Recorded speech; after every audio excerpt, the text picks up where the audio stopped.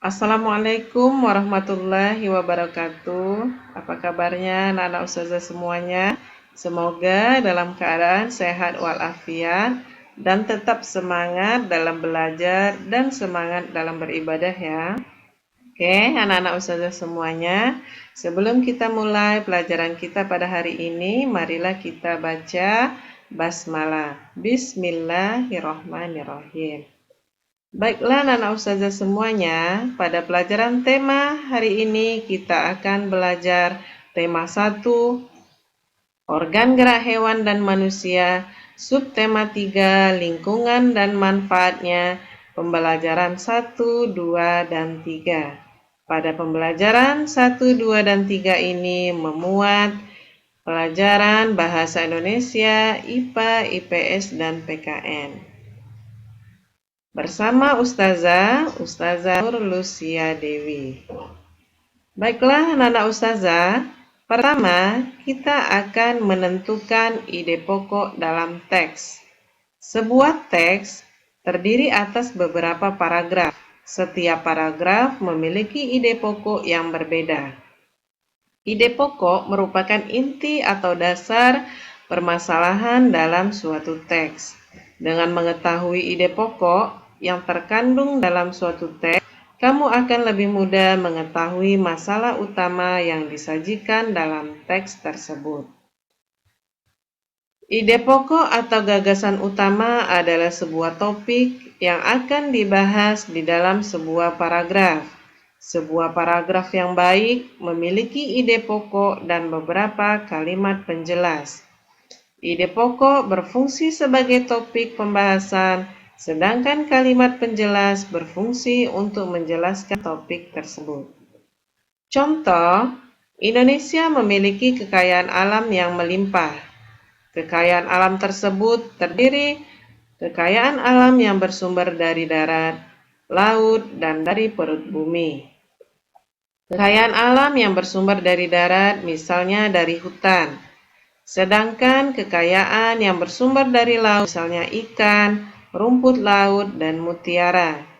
Sementara kekayaan alam yang bersumber dari dalam perut bumi misalnya minyak, batu bara, emas, timah, nikel, dan sebagainya. Dari paragraf tadi, ide pokok paragraf tersebut adalah Indonesia memiliki kekayaan yang melimpah atau kekayaan alam Indonesia yang melimpah. Sedangkan kalimat yang lain adalah kalimat penjelas.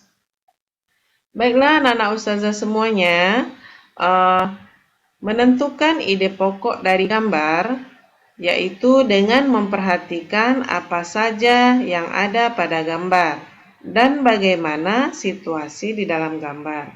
Misalnya, siapa tokoh yang ada pada gambar, di mana lokasi gambar, atau bagaimana pemandangan yang ada pada gambar. Kamu dapat menentukan ide pokok gambar berdasarkan objek-objek yang ada pada gambar.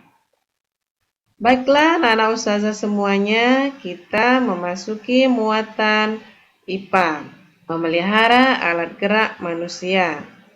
Hampir setiap aktivitas kita menggunakan alat gerak berupa tulang dan otot. Oleh karena itu, kita perlu menjaga kesehatan tulang dan otot. Jika tidak, maka aktivitas sehari-hari kita bisa terganggu. Nah, bagaimana caranya kita melawat kesehatan alat gerak kita? Yang pertama, dengan makan makanan yang bergizi seimbang. Posisi tubuh tegap saat berdiri, serta berolahraga secara teratur. Apa saja penyakit atau kelainan pada alat gerak manusia? Pertama, ada retak tulang atau fisura dan patah tulang atau fraktura.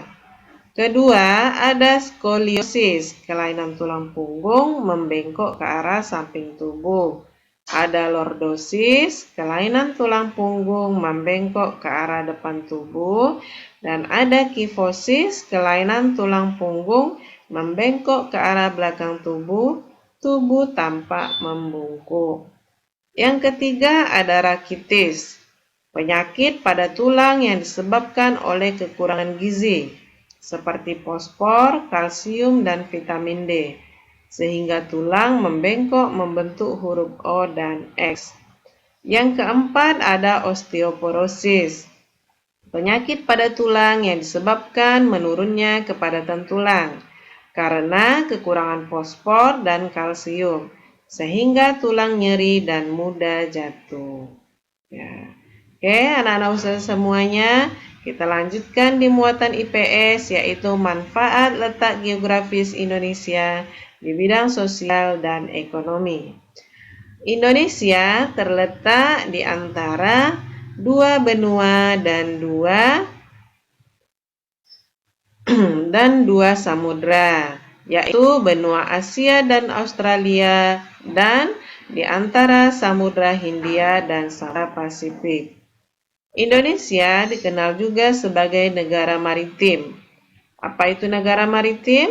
Negara maritim yaitu negara yang mempunyai perairan yang sangat luas, sehingga mempengaruhi mata pencarian masyarakatnya.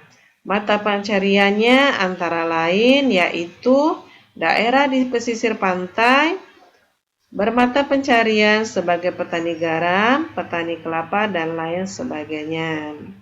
Kalau di daerah pegunungan, maka mata pencarian yaitu petani sayur, buah-buahan, dan lain sebagainya.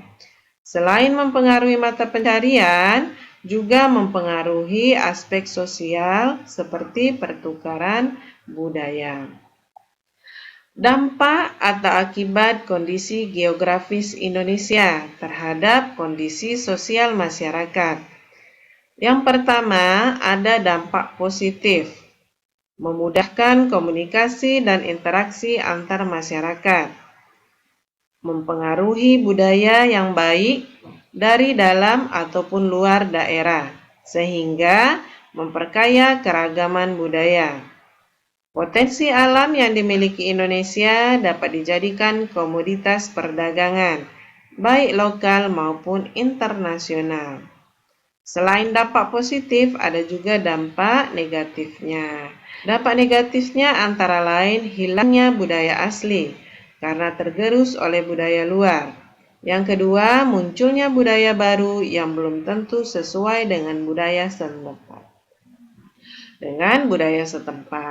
Anak-anak Ustazah terhadap budaya luar, kita harus menyeleksi. Yang baik kita terima dan yang tidak baik tidak kita terima. Oke, anak-anak Ustazah, kita lanjut ke muatan Pancasila. Perilaku yang sesuai dengan nilai-nilai Pancasila. Yang pertama, yaitu sila pertama, setiap warga negara berhak memeluk agama sesuai dengan keyakinan, menjalankan ibadah sesuai dengan agamanya, dan mendapatkan rahmat dalam beribadah. Pada sila kedua, setiap warga negara memiliki kewajiban dan hak secara adil, dan memiliki tenggang rasa dan toleransi dalam kehidupan sosial. Sila ketiga, setiap warga negara diharuskan mencintai tanah dan menjaga persatuan dan kesatuan bangsa dalam keragaman suku, budaya, dan agama. Nilai sila keempat, yaitu setiap warga negara mengutamakan kepentingan negara dan masyarakat, tidak memaksakan kehendak, serta melakukan musyawarah dalam mengambil keputusan. Nilai sila kelima, setiap warga negara harus memiliki sikap gotong royong dan peduli antar sesama. Baiklah anak-anak Ustazah, itu saja pertemuan kita pada kali ini pada tema 1, subtema 3, pembelajaran 1, 2, dan 3. Anak-anak Ustazah bisa melanjutkan membaca buku pena pada pelajaran 1, 2, dan 3 dan buku tematik subtema 3 pada pembelajaran 1, 2, dan 3.